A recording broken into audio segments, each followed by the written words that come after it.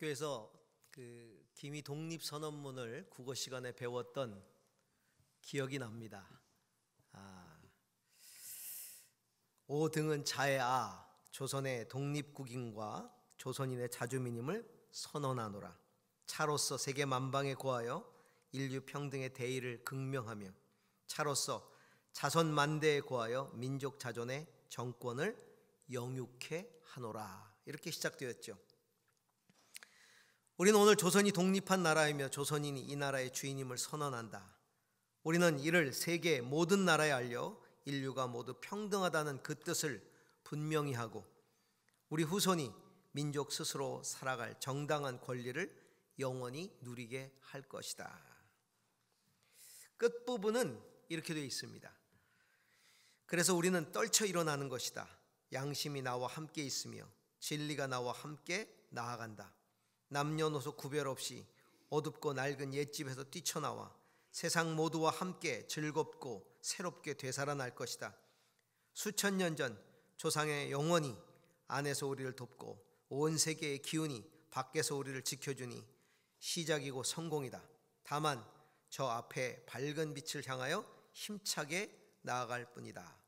다음 세 가지를 약속한다. 하나, 오늘 우리의 독립선언은 정의, 인도, 생존, 존영을 위한 민족의 요구이니 오직 자유로운 정신을 드날릴 것이요 결코 배타적 감정으로 함부로 행동하지 말라. 하나, 마지막 한 사람까지, 마지막 한순간까지 민족의 정당한 뜻을 마음껏 드러내라. 하나, 모든 행동은 질서를 존중하여 우리의 주장과 태도를 떳떳하고 정당하게 하라. 이 역사를 잊은 민족에게는 내일이 없다, 미래가 없다라는 말이 있죠. 여러분, 3.1운동 100주년의 의미는 과연 뭘까요? 우리에게 3.1운동은 어떤 의미를 지니고 있습니까? 단지 100이라는 숫자에 매여 있고 그것을 기념하는 데 그친다면 진정 100주년을 기억하는 의미와 가치가 없을 것입니다. 3.1절 날 잠깐 식당에 어딜 갔던 적이 있습니다. 식당에서 밥을 먹는데 어떤 노인 부부가 들어오셨어요. 그러더니 그 할아버님께서 TV에서 이제 3.1절이니까 기념 행사를 하고 있었습니다. 하고 있는데 그 할아버님이 갑자기 화를 내시면서 아니 도대체 왜 저렇게 과하게 요란을 떠는지 알 수 없다. 그 불만의 소리를 하시는 거예요. 정말 그 시대를 살아서 그 역사에 적극적으로 참여해 본 사람들이라면 그런 소리를 함부로 못할 겁니다.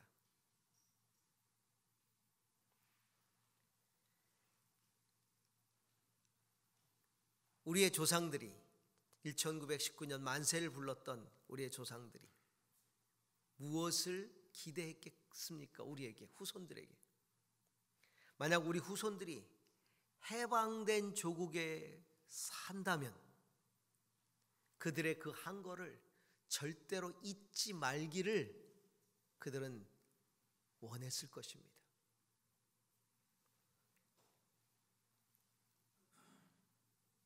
내가 단지 오래 살아왔다는 것 하나만으로 역사의 호통을 칠 자격이 없다는 것을 우리는 기억해야 합니다. 역사 속에서 올바른 가치를 실현하고자 목숨 걸고 행동했던 사람들이 없었다면 오늘 우리가 당연하게 누리고 있는 것들, 자유, 독립, 평화, 번영, 이런 것들은 절대로 우리 것이 되지 못했을 것입니다. 독립선언문을 낭독했던 33인 중에 절반에 가까운 16명이 기독교인이었다는 것이 무엇을 의미합니까? 그만큼 우리 신앙의 선배들은 역사에 관심을 가지고 참여했다는 것을 의미하고 있습니다. 성경에 등장하는 많은 인물들 가운데 신앙적으로나 혹은 실천적으로나 역사적인 현실에 적극적으로 참여해서 현재를 바꾸고 더 나은 미래를 만들었던 수많은 사람들의 이야기가 있습니다. 오늘 우리는 느헤미야라고 하는 한 인물의 짧은 이야기를 묵상하면서 오늘 우리가 어떻게 그의 정신과 그의 삶을 배워서 하나님 나라의 미래를 이 역사 가운데 펼쳐가야 할지를 우리가 함께 좀 살펴보기를 원합니다. 오늘 우리가 읽었던 이 성경 말씀 가운데 느헤미야의 이야기 가운데 우리가 배우고 깨닫게 되는 그 첫 번째는 진정한 역사의 주인은 세속 국가나 그 국가의 왕들이 아니라 바로 창조주 하나님임을 인정해야 한다는 것입니다. 아까도 나왔지만 민족의 대표 33명 가운데 16명이 기독교인이었고 기소되었던 3,576명의 종교인 가운데 1,979명, 약 55%가 기독교인이라는 이 숫자가 의미하는 바가 뭡니까? 그들이 왜 이 운동에 적극적으로 참여했을까요? 만일 역사의 주관자가 세속 제국과 그 제국을 다스리는 왕이라고 믿었다면 아마 그들 또한 다 순응했을 거예요. 역사적 흐름에 순응했을 거예요. 그러나 한거했던 우리 기독교인들, 믿음의 선배들이 이 민족과 이 민족의 역사를 다스리는 분은 일제가 아니라 하나님이심을 분명하게 확신하고 있었기 때문에 그 신앙을 따라 운동에 앞장선 것이죠. 느헤미야는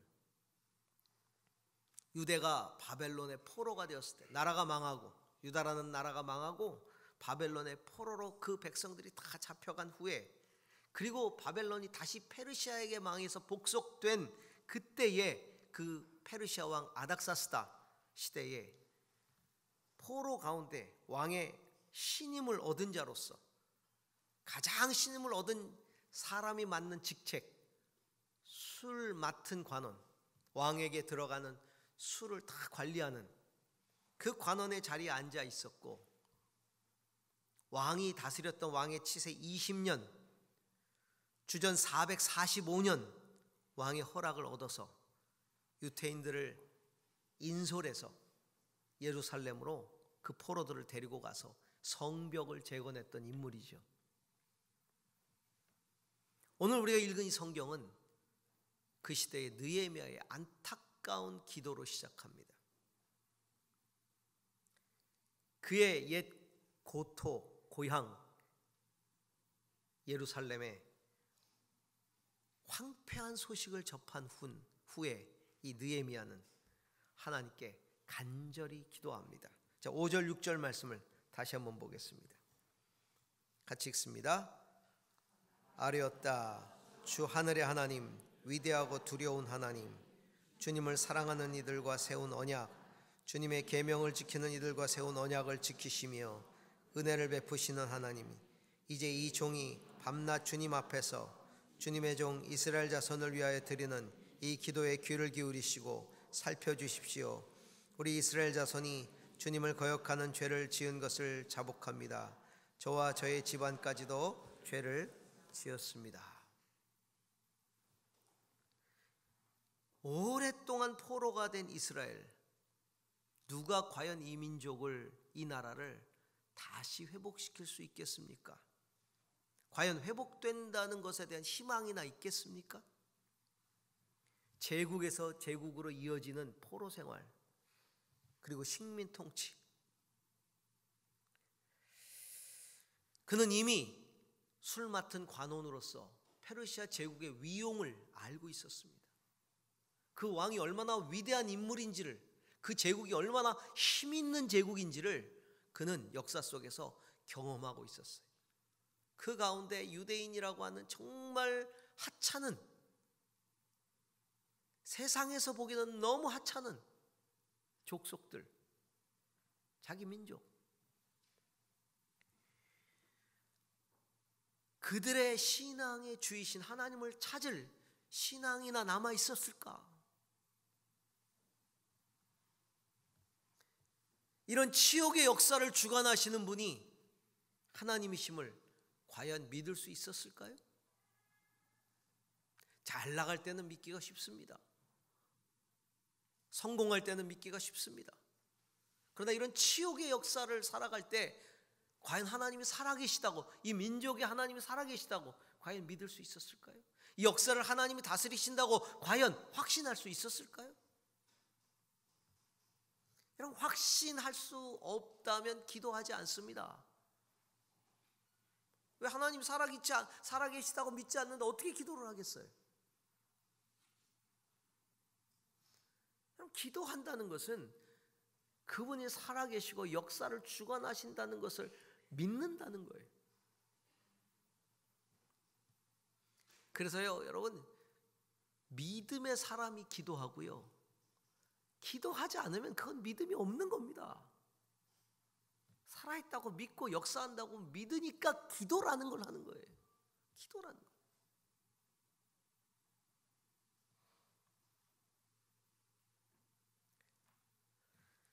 분명 내 민족을 다스리는 분은 하나님이라는 사실을 느헤미야는 확신하고 있었던 거예요. 비록 지금은 제국 페르시아에게 짓밟혀 있지만 이 민족을 다스리는 분은 하나님이시다. 그래서 하나님께 기도했고 하나님은 그의 기도를 들으신 것이죠. 우리나라의 근대사도 가만히 살펴보면 숱한 역경의 역사였어요.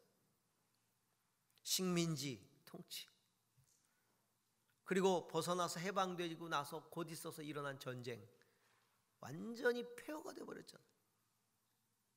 완전히 폐허가 되어버렸어요. 여러분, 이런 전쟁을 치른 나라가 어디 있어요?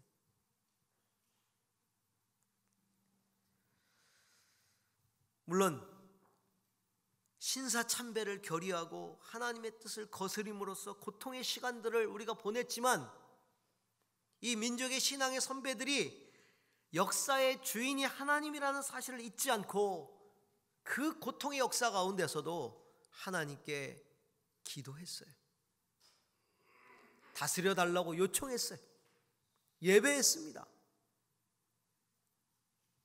여러분, 이 해방, 물론 해방이라는 기쁨이 있었지만 그 일제 36년의 그 아픈 시간들, 그리고 전쟁으로 폐허가 되어버렸을 때 과연 믿을 생각이 납니까? 과연 예배할 수 있을까요? 하나님이 살아계시다고 확신할 수 있습니까? 그런데도 우리 민족들은요, 하나님 예배하기를 그치지 않았어요. 그 전쟁통에 피난 와서도 예배를 그치지 않았어요.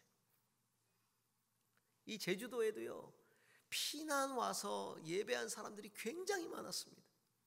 전쟁통에 제주도로 피난 와서. 아이러니하게도 그 전쟁통에 제주도는요, 영적인 부흥을 이루었어요. 그 영적인 부흥의 그 씨앗이 지금까지 역할을 하고 있는 거예요. 전쟁통에도 예배했어요. 하나님은 이 민족을 다시 살리시고 세계에서 유례를 찾아볼 수 없는 영적인 부흥과 경제적인 부흥을 허락하셨습니다. 이건 세계 역사에 유례가 없어요. 없어요. 이거는 드문 게 아니라 없어요. 영적 부흥과 경제적인 부흥을 동시에 이렇게 엄청나게 경험한 나라는 없습니다.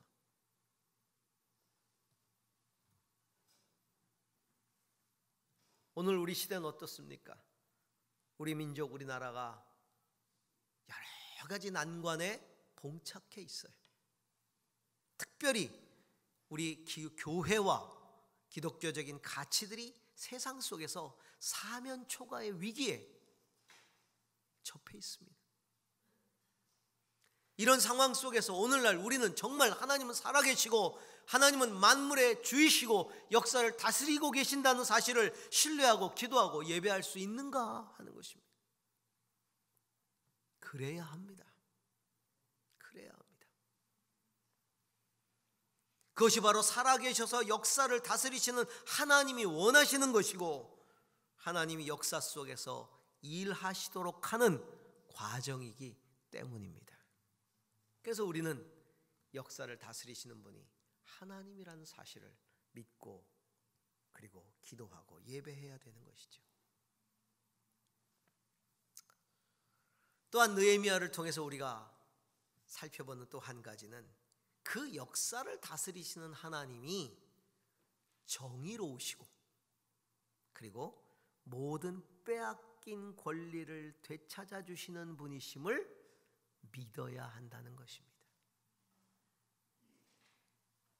느헤미야의 기도는요, 그냥 단순한 기도가 아니에요.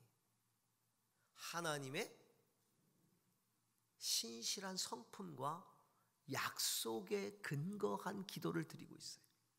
8절 9절을 같이 한번 읽어볼까요? 8절 9절입니다. 주님의 종 모세를 시키시어 하신 말씀을 기억하여 주십시오. 우리가 죄를 지으면 주님께서 우리를 여러 나라에 흩어버리겠지만 우리가 주님께로 돌아와서 주님의 계명을 지키고 실천하면 쫓겨난 우리가 하늘 끝에 가 있을지라도 주님께서 거기에서 우리를 한데 모아서 주님의 이름을 두려고 택한 곳으로 돌아가게 하겠다고 하신 그 말씀을 이제 기억하여 주십시오. 모세를 통해 약속하셨던 하나님의 약속. 하나님을 떠나면 이방에 객이 되어 고통을 당하겠지만 회개하면 다시 돌아와서 하나님을 섬기게 하시겠다는 그 하나님의 약속. 그 하나님의 약속. 그 하나님의 신실하신 약속을 지키시는 하나님의 신실하심에 근거하여서 기도를 하고 있는 거예요. 하나님은 이 민족이 반드시 누려야 할 예배의 권리, 하나님을 섬기는 권리를 되찾아 주실 것이다. 정의로우시다.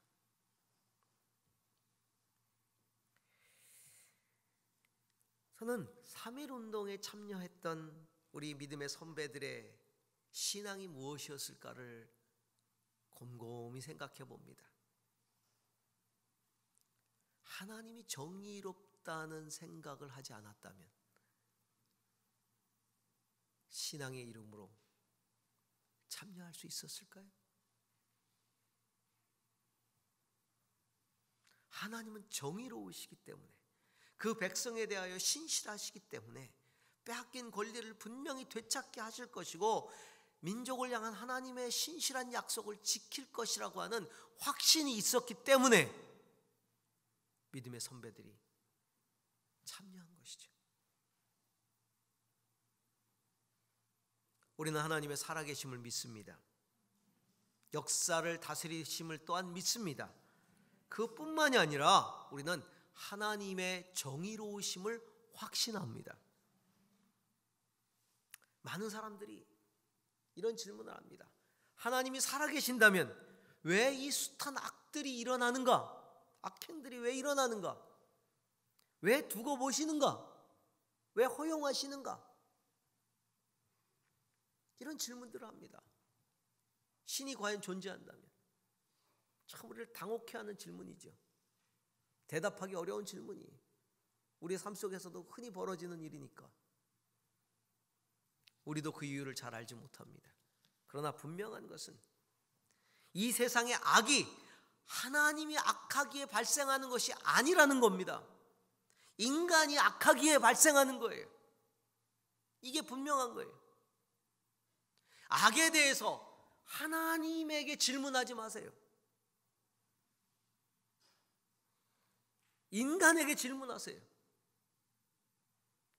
악의 시작은 인간입니다. 마치 하나님이 악한 것처럼, 두고 보시는 하나님이 악한 것처럼.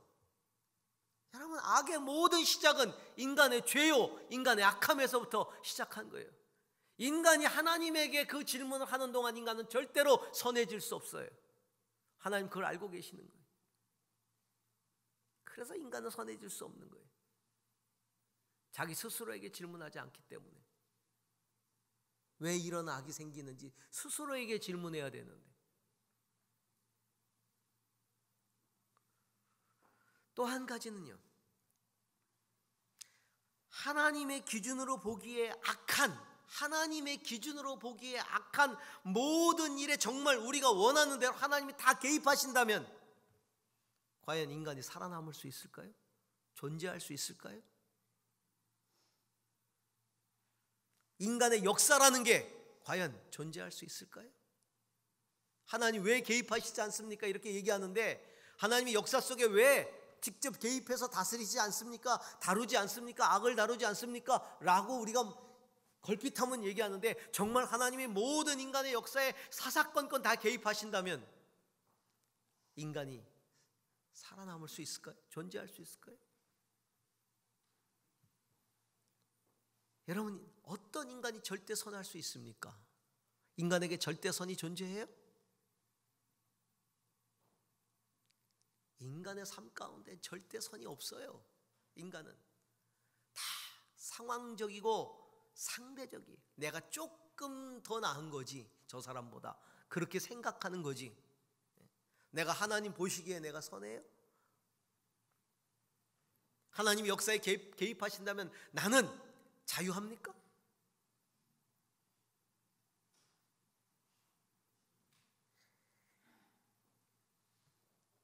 절대선은 오직 하나님 한 분뿐입니다. 그분만이 선합니다. 그래서 하나님의 그 절대선에 의해서 인간을 최종적으로 심판하시는 날까지 때로는 하나님이 침묵하시고, 때로는 미루시고, 때로는 넘어가 주시고, 때로는 하나님의 방법으로 하나님의 때에 개입하시는 거예요. 여러분, 자식을 키워봐도 알아요. 자식이 쫙 어릴 때부터 자라나는 그 순간에 보니까 부모 보기에 다 보이는 잘못들을 다 저지르는데, 여러분 그때마다 여러분들이 매를 들고 후려쳤으면 여러분 자식들이 남아있어요? 벌써 죽어 없어졌지. 그 왜 두고 보셨어요? 왜 가만히 두고 보세요? 때로는 침묵해 주시고, 때로는 넘어가 주시고, 때로는 기다리시고, 때를 봐서 개입하시잖아요. 어제 어떤 프로그램을 보니까 강아지를 굉장히 좋아하는 어느 아기가 있는데, 그 아기가요, 개를 너무 좋아해요. 개를 너무 좋아하는 나머지 개가 먹는 걸 그렇게 먹고 싶어 해요. 개가 먹는 그거를 먹는데 못 먹게 하니까. 그러니까 그걸 만지작 해. 그러니까 엄마가 너 왜 그걸 만지작거리냐 그러니까, 이거 먹으면 안 된대. 이건 나쁜 거래. 그러더니 그걸 들고요, 어디 가야 된다고 가요. 그러더니 저 방에 가가지고요, 구석에 앉아가지고 혼자 까먹어요. 그걸.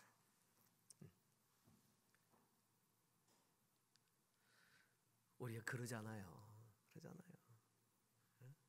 나쁘다고 그러면서 구석에서 나쁜 짓 하잖아. 그거 어떻게 다 개입합니까? 하나님의 섭리, 하나님의 때가 있어요. 정의로운 하나님은 반드시 당신의 뜻을 정의롭게 반드시 이루어 가세요.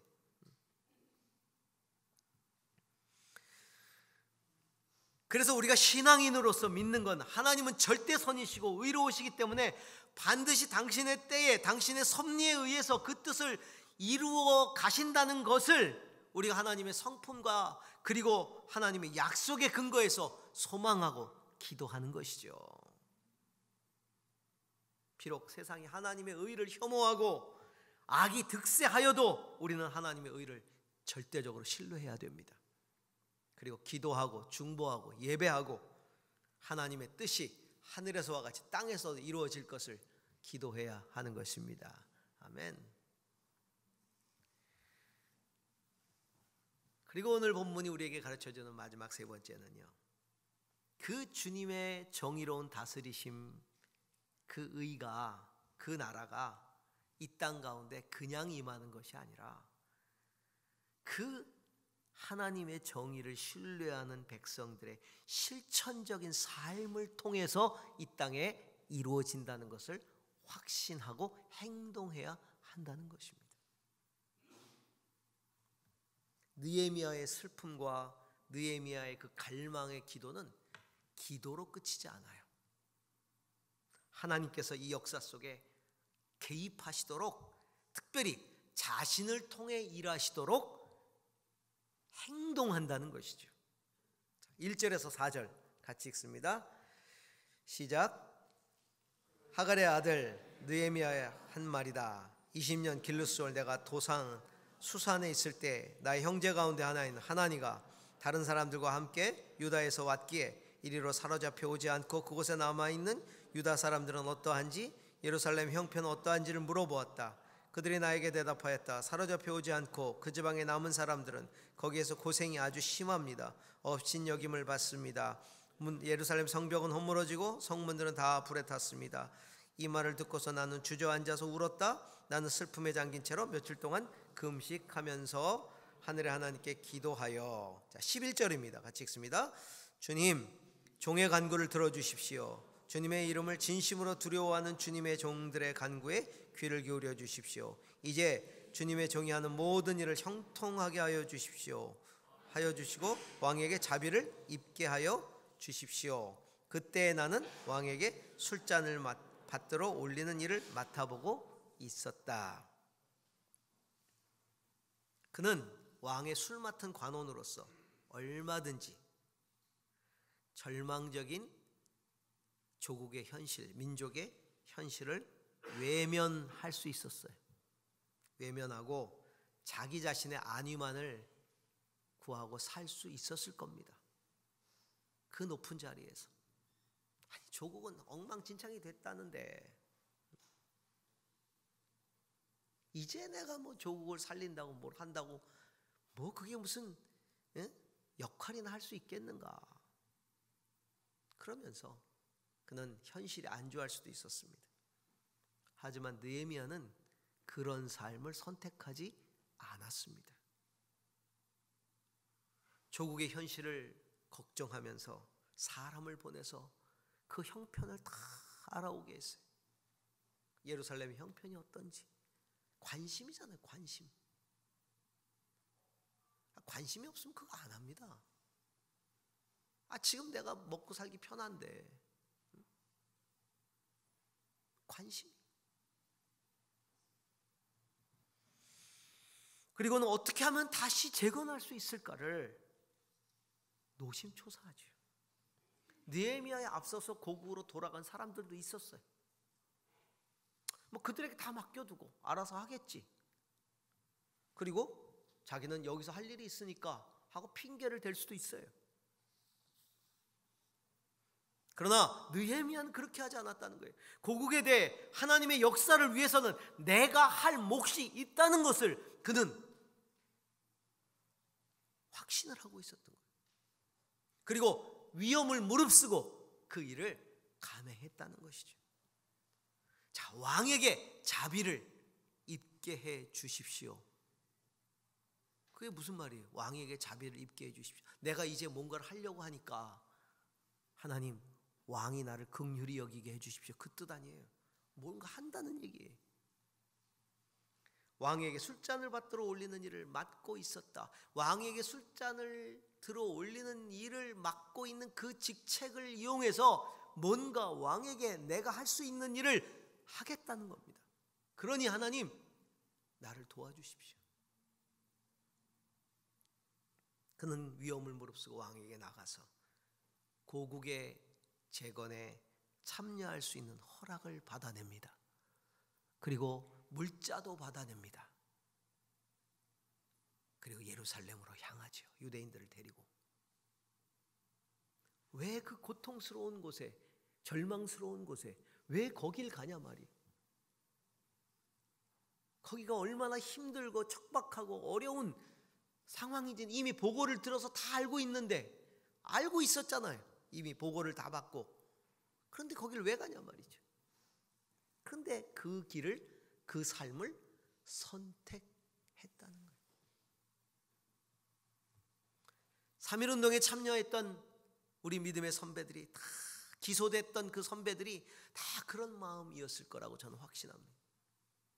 이 고통의 역사에 내가 참여함으로써 하나님께서 이 땅에 당신의 의를 실천하실 것이고 하나님 나라가 이루어질 것에 대한 확신이죠.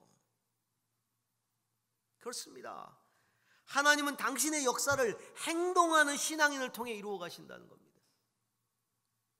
하나님의 정의를 확신한다면 그분의 정의를 외쳐야 합니다. 하나님의 자유를 확신한다면 우리가 자유를 위해서 목숨을 내놓아야 합니다. 하나님의 평화를 확신한다면 우리는 평화의 사도가 되어야 합니다. 세례 요한이 그렇게 외치다가 목이 잘렸고 예수님은 십자가에 죽으셨습니다. 12 제자는 다 순교했습니다. 그들이 없었다면 오늘 저와 여러분이 여기 있을 수 있었을까요? 불가능한 일입니다. 그 실천의 대가를 치르는 게 두려워서 수많은 사람들이 배교했고 침묵했고 타협했지요. 안타깝게도 33명 가운데서도 변절한 사람들이 있었죠. 그게 현실이죠.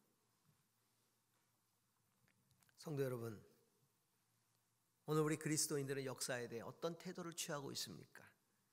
하나님의 나라와 의를 구함에 있어서 우리의 태도는 어떤 것들입니까?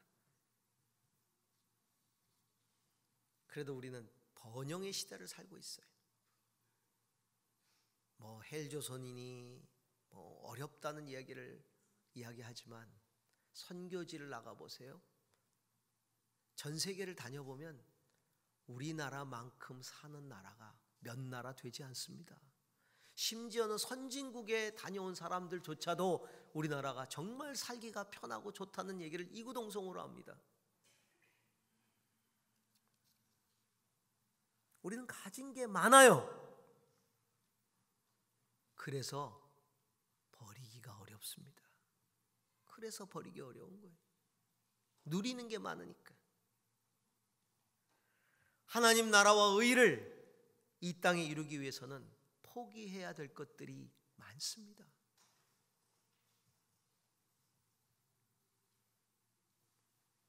때로는 그 실천이 나에게 그것을 요구할 때 우리는 그것을 내려놓을 수 있어야 합니다.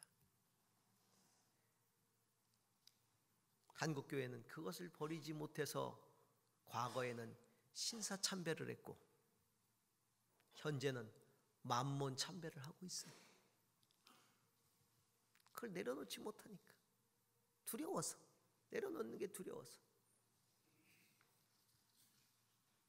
세속적인 부와 명예와 권세와 쾌락이 광풍처럼 교회를 휩쓸고 있습니다.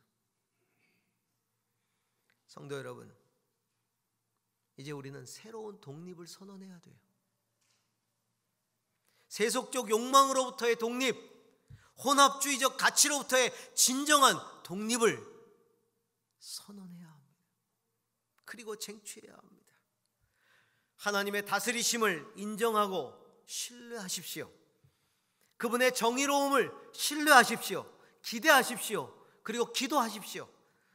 그분의 뜻이 하늘에서와 같이 땅에서도 이루어지도록 행동하십시오. 진정 세속에 사로잡힌 이 하나님 나라의 독립을 이루어서 주님과 함께 다스리는 성도가 되어야 합니다. 그리고 그런 하나님의 나라를 우리의 다음 세대에 전해주는 믿음의 세대가 될 수 있기를 주의 이름으로 축원합니다. 기도하십시다.